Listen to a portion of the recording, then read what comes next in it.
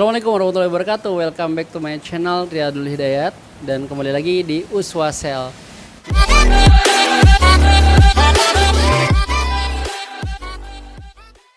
Jadi pada malam hari ini saya hanya ingin share sama teman-teman tentang kondisi Uswasel di kala hujan. Dan ini menjadi poin penting kita, terutama dalam segi usaha counter ya, yang harus diperhatikan. Jadi pada malam hari ini hujan sangat lebat dari jam 8 tadi ya, habis tarawih sampai sekarang ini jam setengah 12 itu semakin lebat.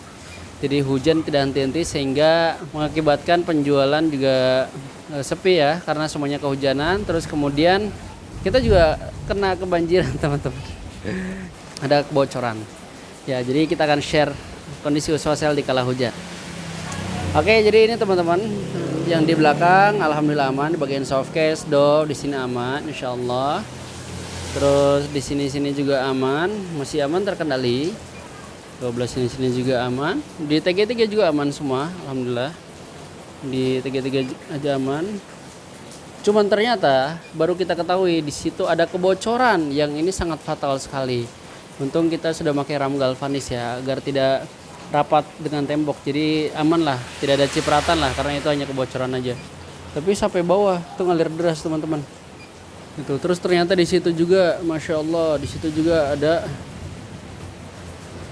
kebocoran, sehingga di sini banyak tetesan air ya. Tadi di sini ada laptop, kita nggak sadar, ternyata ada kebocoran juga teman-teman semua. Dan yang paling parah adalah di sini. Ya di sini nih ternyata kita kebocoran juga, dan kita sudah tahu, cuman pas musim hujan di sini lebih parah lagi, sehingga mengakibatkan kita banjir teman-teman. Masya Allah banjir ya teman-teman ya, banjir. Uswasel kebanjiran guys. Kalau hujan seperti ini ya, pertama sepi pelanggan ya, itu sudah wajar karena semuanya pasti sedang beristirahat di rumahnya masing-masing dan menghindari hujan. Yang kedua, kita harus meletakkan etalase itu di belakang.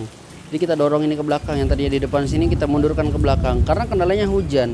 Biasanya tidak seperti ini teman-teman ya. Dan ini menjadi evaluasi buat kita semua untuk kita perbaiki.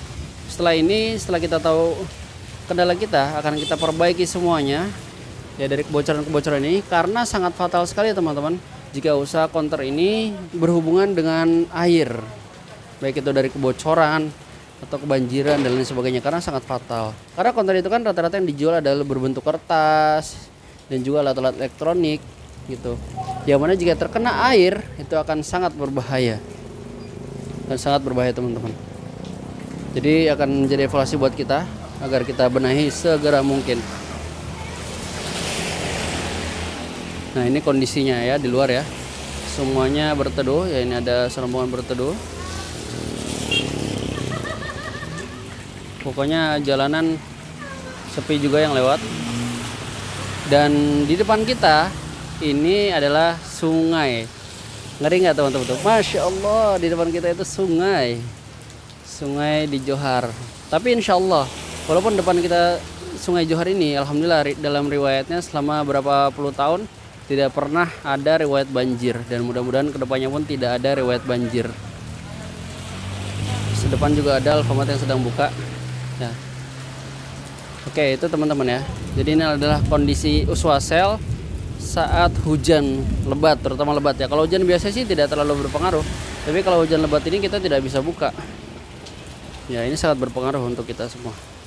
Pesannya adalah dalam usaha counter itu kita tidak bisa berhubungan dengan air teman-teman, karena kita itu menjual yang berbentuknya kertas-kertas, alat elektronik, itu sangat riskan, sangat mudah rusak kalau dia sudah terkena air.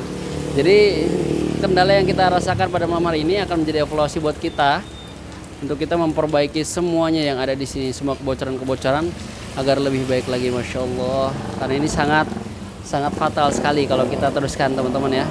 Dan begitu pun bagi teman-teman semua.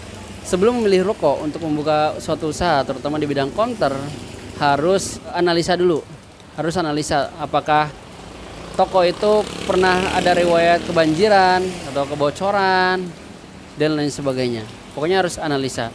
Kalau di situ resiko kebanjiran setiap musim hujan atau banyak yang bocor gitu dan susah dibenahi, maka lebih baik jangan dipilih. Kalau kita ini emang sudah tahu ada kendala bocor, tapi insya Allah lah sedikit bisa kita benahi juga dengan mengeluarkan modal sedikit, insya Allah bisa bagus lagi. Jadi tinggal kita poles aja sedikit. Oke teman-teman ya. Jadi pesannya adalah bagi teman-teman yang ingin membuka usaha di bidang konter, terutama dalam memilih ruko, itu harus tahu, harus menganalisa tentang riwayat ruko tersebut.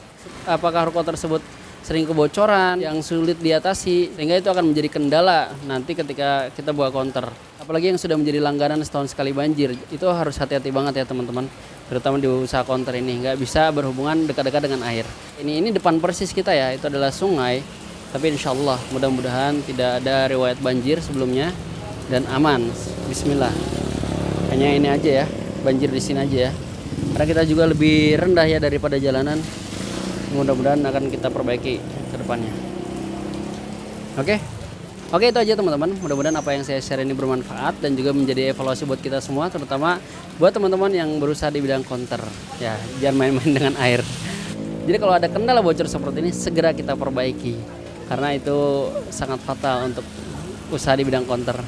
Oke, thank you so much for your attention. Jangan lupa like dan subscribe channel ini, dan share jika video ini bermanfaat. Thank you so much. Assalamualaikum warahmatullahi wabarakatuh. Barakallah. Selamat malam teman-teman.